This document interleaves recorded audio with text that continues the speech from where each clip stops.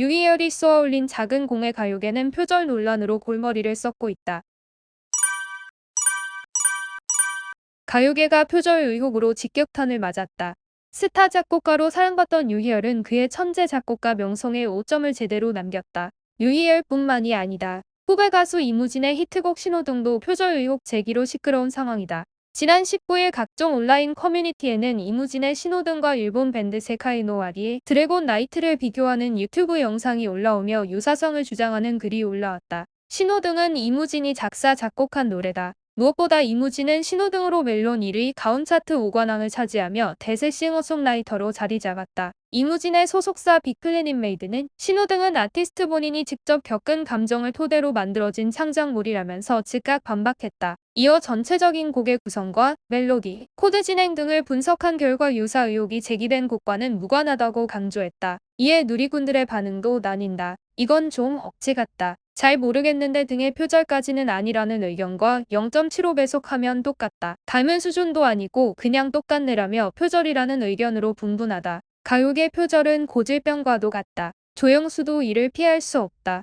그는 슈퍼스타 K2 결승전에서 허각이 선보인 언제 나가 디셈버의 별이 될게를 표절했다는 의혹을 받았다. 이에 조영수는 이제 막 첫 발을 내디딘 허각이 상처를 받을까 걱정이라며 표절이 아니라고 자신있게 말할 수 있다. 억울하다라고 심경을 밝혔다. 그러면서 슈퍼스타 K2는 10대만 보는 프로그램이 아닌 30에서 40대까지 보는 인기 프로그램이라며 우승자가 부를 곡을 쓰면서 가장 중점을 둔 게 바로 이를 아우를 수 있는 대중성이었다고 해명했다. 특히 슈퍼스타 K2 측으로부터 우승자의 데뷔곡을 의뢰받고 상당한 스트레스를 받았다는 말을 덧붙이며 구차한 변명으로 들릴 수도 있겠지만 여지껏 300여 곡을 쓰면서 원작자로부터 표절 제기를 받아본 적이 없다. 나름대로 그것이 제 프라이드라며 개인적으로도 민감해 곡을 쓴 뒤에는 꼭 동료나 후배 작곡가들에게 모니터링을 부탁하고 서로 도움말을 주고받는 등 최선을 다하고 있다고 전했다. 그뿐만이 아니다. 그는 시아앤다비치 여성시대 SG 워너비 사랑에도 표절한 것이 아니냐는 의혹도 받았다. 지속적인 의혹의 조영수는 끊이지 않는 표절 시비를 근절하기 위해서라도 정부가 문화관광부 산하단체로 표절심의 기구를 만들었으면 좋겠다며 표절을 가릴 수 있는 기준이 생기면 곡 발표 전 검증한다면 작곡가들도 표절 의혹에서 자유로워질 수 있을 것이라는 의견을 내놓았다.